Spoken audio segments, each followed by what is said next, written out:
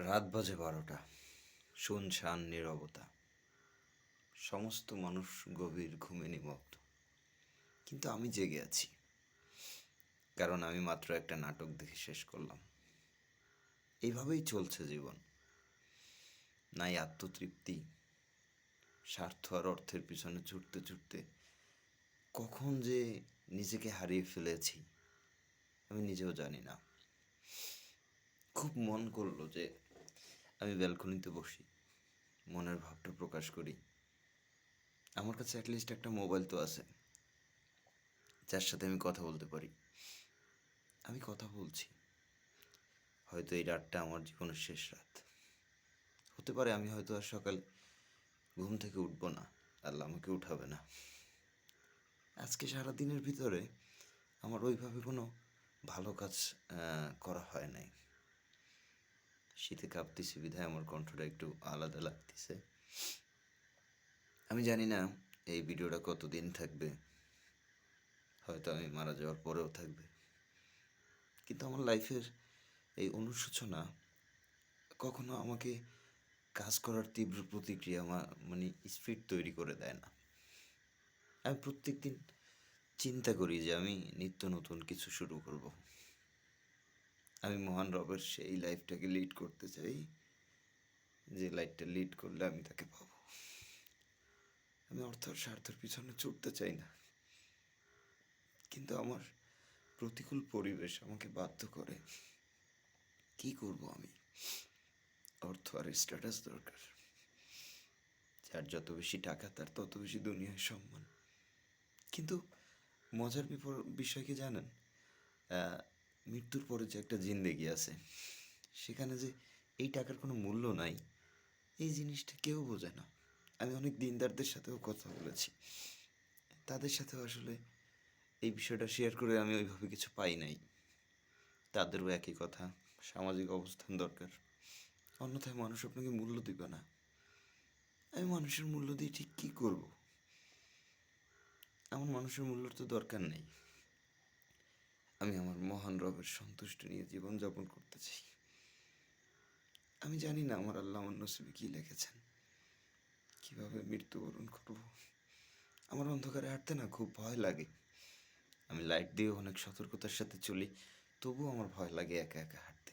এই এখন আশেপাশে সব নীরব, আমার ভয় লাগতেছে ব্যালকনিতে বসে কথা বলতে। কিন্তু কিসের ভয়? যেই রব আমাকে সৃষ্টি করেছেন, সেই রব তো আমার সঙ্গে আছেন। তাহলে তার সৃষ্টির শ্রেষ্ঠ জীব আমি, আমি ভয় পাবো কাকে?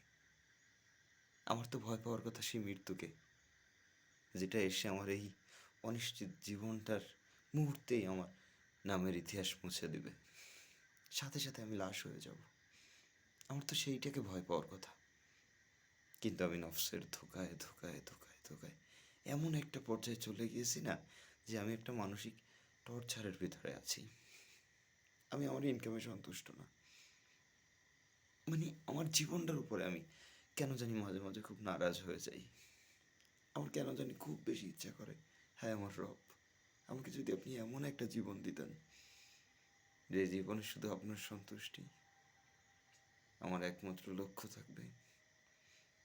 আমি পূর্ব জামানায় প্রিয় নবী হযরত মুহাম্মদ সাল্লাল্লাহু আলাইহি সাল্লামের যে আদর্শ সাহাবীরা ছিলেন, তাদের মতো আমার ঈমানকে আমি শক্ত করে নিয়ে চলতে পারবো। আমি দুনিয়ার কোনো কিছুর সামনে মাথা নত করব না। আমি যা করব শুধু আপনার সন্তুষ্টির জন্য করব। ইস! হ্যাঁ আমার রব, আমি আপনার কাছে সাহায্য চাই। অধমকে দূরে ঠেলে দিবেন না। আপনার রহমতের চাদর দিয়ে আমাকে আবৃত করুন।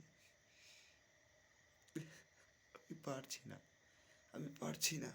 আমি কেন পারছি না? আমার নফসের ধোকায় আমি পড়ে গিয়েছি। আমি স্বার্থ আর অর্থের পিছনে ছুটছি, ক্লান্ত হয়ে যাচ্ছি, তবুও ছুটছি। আমি কোনো রেস্ট নিচ্ছি না।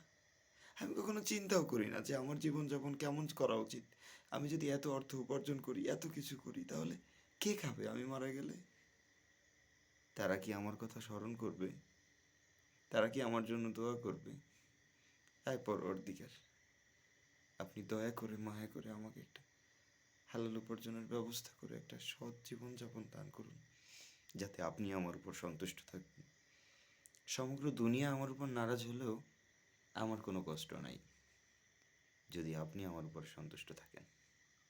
আয় আমার রব, আমাকে সেই জীবন দান করুন যা আপনি আবু বকরকে দিয়েছিলেন, যা আপনি ওসমানকে দিয়েছিলেন, যা আপনি আলীকে দিয়েছিলেন, যা আপনি হুজাইফাকে দিয়েছিলেন। রব্বুল আলামিন মালিক, যা আপনি আবু হুরায়রাকে দিয়েছিলেন,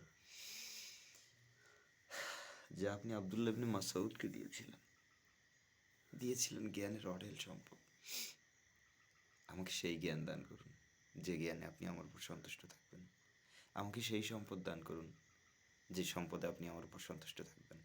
আপনার সন্তুষ্টি ব্যতিরকে আমি কিছুই চাই না।